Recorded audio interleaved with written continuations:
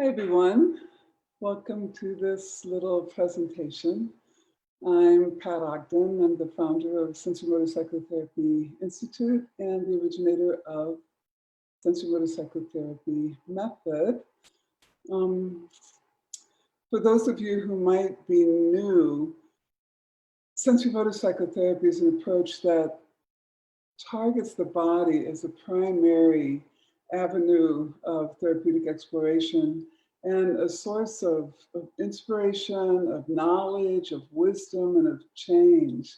So we're always looking at how we live in our bodies, what our posture and our movement says about our emotions and our mental state, and how we can incorporate a more integrative approach that works with talking, for sure, with the mind, with emotions, and with the body. So today I want to talk about this workshop that's coming up, this webinar, next Thursday. I'm really excited about it. The title is Resilience and Beyond: How to Draw Upon the Body to Cope, Adapt, and Thrive. And I don't think there's ever been a period in my lifetime where resilience is more critical for our well-being and the well-being of our planet than it is now. We're facing so many profound changes and traumas, including, of course, the pandemic. We need our resilience to navigate our way through this coronavirus. We're facing the trauma of oppression and racialized trauma, at least in the United States, and I certainly hope that all through the world, people are finally bringing that to the fore and looking at their countries too, and how oppressive policies that keep racialized trauma in place are still in existence. We're looking at the trauma of poverty, those who can't, who are losing their jobs, who don't have the money in the pandemic to put food on the table for their families. We're looking at traumas of loss and death, of brutality, police brutality, and the brutality of immigration policies in some areas of the world, including the United States. I've been consulting just a little bit with the people who are working with asylum seekers at the borders, and it's horrific trauma. So we have all these very real, stressful, difficult situations, traumatic situations to deal with, where resilience is really called for. And those are just a few. There are so many more, right, that we could name. And it's interesting because we have evolutionarily prepared a bias towards noticing negativity. Our brain's really hardwired to pay attention to negative things, because if we pay attention to them, we notice them, then we can take action to assure our survival, right? So we're naturally looking still, biologically, really, for negativity in the news. I mean, how many of us are addicted to the news? I've had to put myself on a news diet because I'm just compelled to watch it, you know, and read about it so much. But we want to acknowledge that's a natural protective mechanism that in some ways is harming our resilience. We don't need the negativity bias in the same way that we did when we were hunter-gatherers and when we had to look out for immediate threats like animals, etc. Although for some populations, of course, immediate threats are very prevalent still. But we want to train our minds and brains and bodies to create and focus on and savor experiences that will promote neuroplasticity. So we're going to really look at that in this upcoming webinar. We're going to look at the burden of ongoing stress on our immune systems and our body minds. And we're going to look at what's kind of a natural impulse, I feel, towards resilience. You know, W.H. Ogden, he's one of my favorite poets, and he said, healing is not science, but the intuitive art of wooing nature. And I love that. And I think about that in terms of resilience, because resilience isn't something that we have to completely learn. We're born with so much resilience. We want to enhance it and grow it as we're faced with challenging situations like we are in this day and age. And this, you know, really fits with one of our principles in sensorimotor psychotherapy that guides our practice. And that principle is called organicity, which is a term borrowed from Gregory Bateson that really speaks to the healing intelligence within every single living system. And that means it's within all of us. So as therapists, or even with ourselves or with our kids and our families and our beloved ones, we want to create a context, conditions where that resilience and that healing is possible. Yeah, I mean, if you think of a doctor, if you break your leg, the doctor sets the bone, right? But the doctor doesn't do the healing, you do the healing. So as therapists, we can create the conditions, and as people who want to become more conscious and increase resilience, we can create conditions wherever we are, where the possibility to increase resilience is maximized. So we're going to, in the webinar, we're going to look at it in a couple different ways. One is drawing on that very common definition of resilience that's been around as long as I think I've heard the term, which is to bounce back and to return your functioning to normal in the face of resilience, in the face of adversity.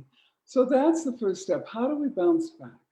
And one of the things I'm going to share in the workshop are just some worksheets and some possibilities to use the body to bounce back. And it's interesting, you know, because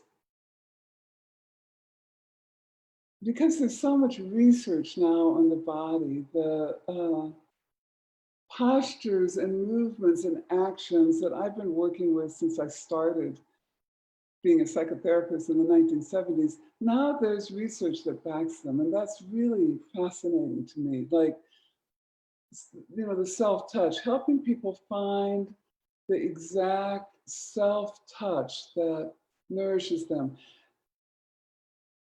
There's a lot of people say, well, hand on the heart. And yes, the hand on the heart is a great self-touch. But you know what? Every single body is unique, and every single body has its own self-touch that feels good. It might be a hug. It might be cradling your face.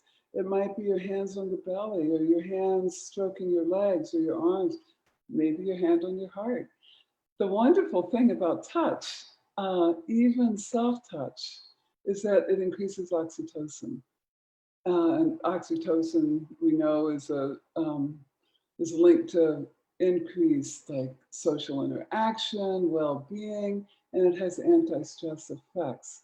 So we're looking at how to use the body to bounce back, to reduce the stress and be able to return to functioning, and look at the correlates in the brain that science is now revealing.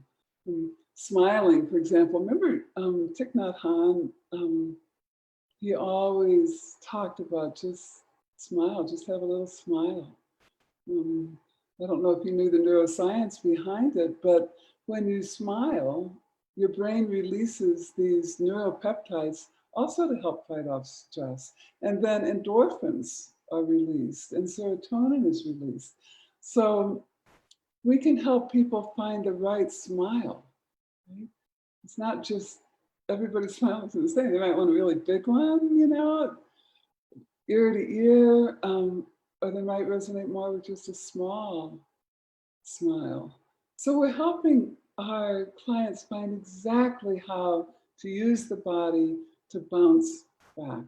And then we look at how to combine these physical actions and these physical capacities. Like maybe you combine self-touch with a deep breath, which also has effects on the chemistry in our brains. We might combine grounding with lengthening the spine. And all these have profound effects on our physiology and our stress level. But we want to go beyond bouncing back. That's the first step, right? Really to bring our window up, to bring our arousal into that window, into normal pre-adversity functioning. Although the pandemic and racialized oppression, they're ongoing. It's not like, okay, they happened and now they're over. So that's another reason why resilience is so called for, because we're dealing with ongoing traumas, and marginalized people have been dealing with ongoing trauma for hundreds of years. Yeah. So as we work with thriving, we're expanding on the concept of neuroplasticity. There are so many qualities that are attributed to resilient people.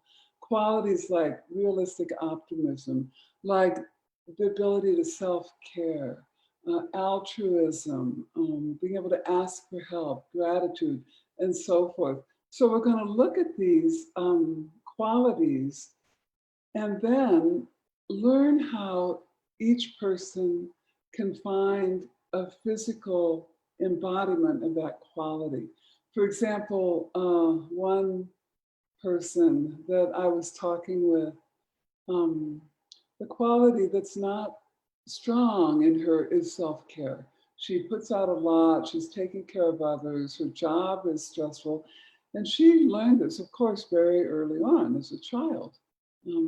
So when we were talking about what action for self-care would be right for her, she did a gesture where she took her arms like this and she brought her hands like this to her chest. And this was unique to her. This was very unique to her how she did it, right? This was her self-care. And she said two things. She said, well, it feels good, but it doesn't feel that comfortable. Well, of course it doesn't, because it goes against her procedurally learned tendencies where she was supposed to care for others, not herself, right? So that action has to be learned and practiced over and over and over. But we have to remember that they do challenge old patterns. And this is how we expand our window to become more resilient. We challenge old patterns that we have related to qualities of resilience. And we look a little deeper into those patterns as well. Like for her, there's a sense of, well, I'm not good enough. I'm not good enough, right? And we can see how this action of self-care relates to that part that feels like, well, maybe she's not good enough for self-care. So it's not a simple one size fits all, right? So with her, it was, okay, we want to first appreciate that part of you who feels not good enough, because that part protects you. And it can protect in so many ways, but as children, we develop that we might develop a sense of, if I'm not good enough, when something really bad happens, we interpret it through our own self, and it gives us some hope for the future. Well, if I just try harder, I'll be better, and then bad things won't happen. So she could befriend that part as a protector and an ally, rather than, which some approaches advise just stopping your negative thoughts. But I think first we have to get to know them and appreciate them. And then we can work with replacing them to build our resilience. So building resilience doesn't mean that we just go for appreciation and gratitude and positivity, although those are very important. We're going to be exploring that in the webcast. But it also means that we do tune into our vulnerabilities and our negative emotions. And it's critical that we do that now, because there's research that shows that suppressing our negative feelings will compromise our immune systems. And we need our immune systems right now. And we need them to be strong and healthy. And so instead of suppressing them, we'll work with physical ways that we can befriend our so-called negative emotions, that we can interrupt our critical and judging attitudes towards them, right?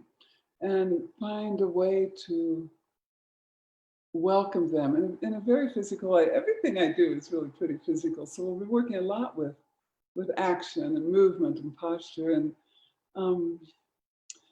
something that I've worked with ever since I started being a therapist was worksheets, because to capitalize on neuroplasticity, although I didn't even know that word back in the 70s when I was developing with my clients the worksheets they would take home and fill out and practice, because the decade of the brain hadn't yet happened.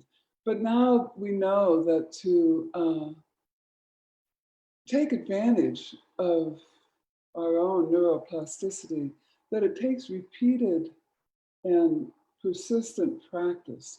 Doesn't have to be a big deal. Like, it can be very simple, like self-touch for 15 seconds, many times a day, just a little bit. Remembering to take a breath every once in a while. These things can pile up and create new neural pathways in our brain and really increase our resiliency. So I'm finishing up a set of worksheets that you can use with your clients and yourself. I mean, I use these worksheets. My stepdaughter the other night, she was like, I want to use them because they help you stay focused and capitalize on neuroplasticity. We're also going to take a look at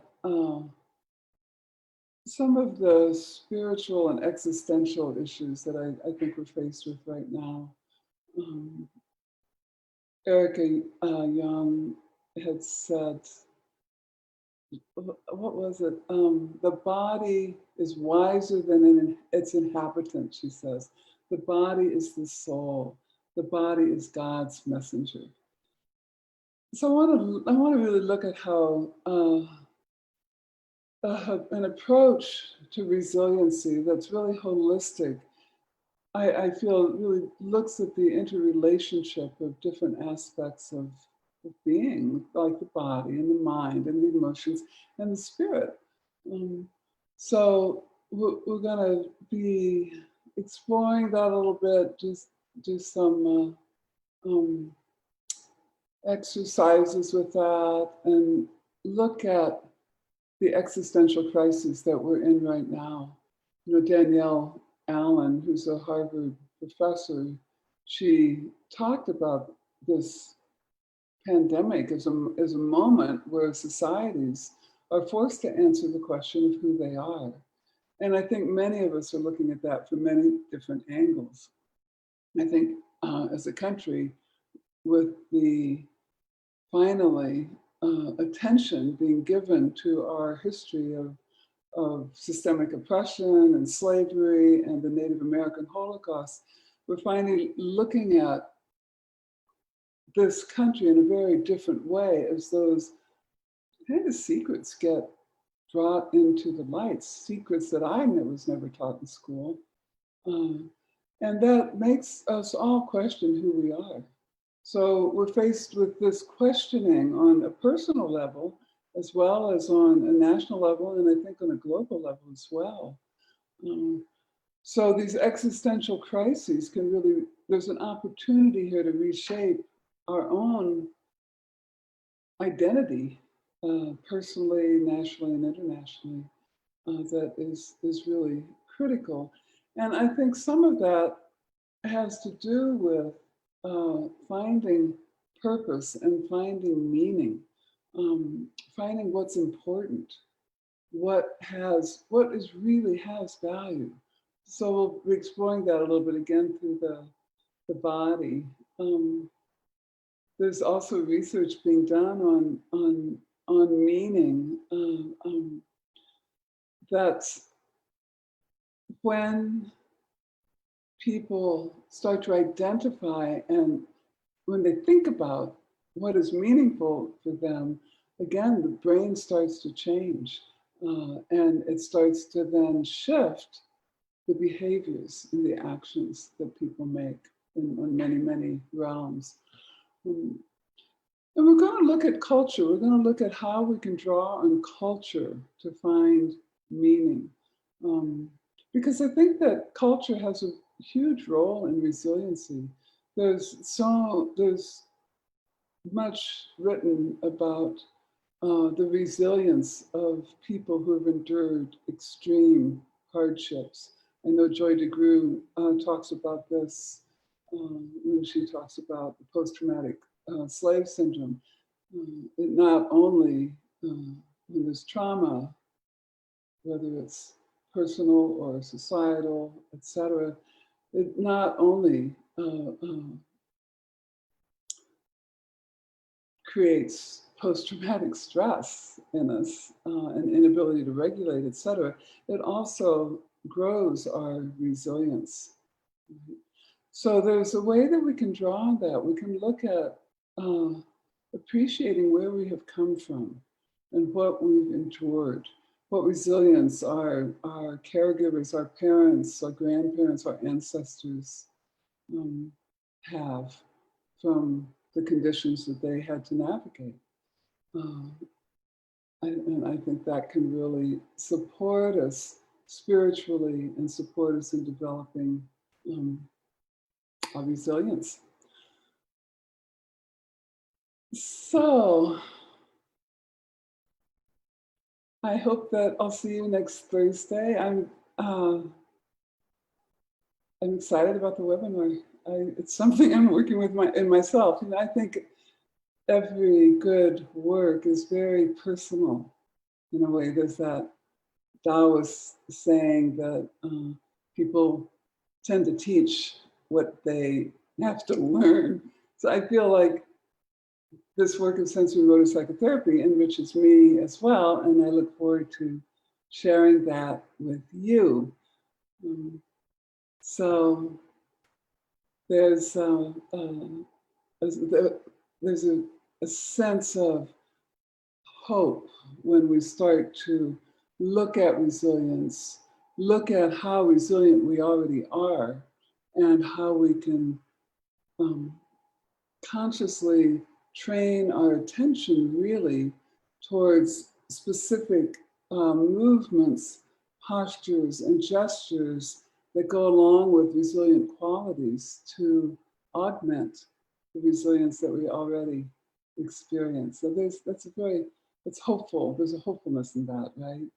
So like Martin Luther King said, I'm sure you've heard this because it's a popular quote these days, we must accept finite disappointment, but never lose infinite hope.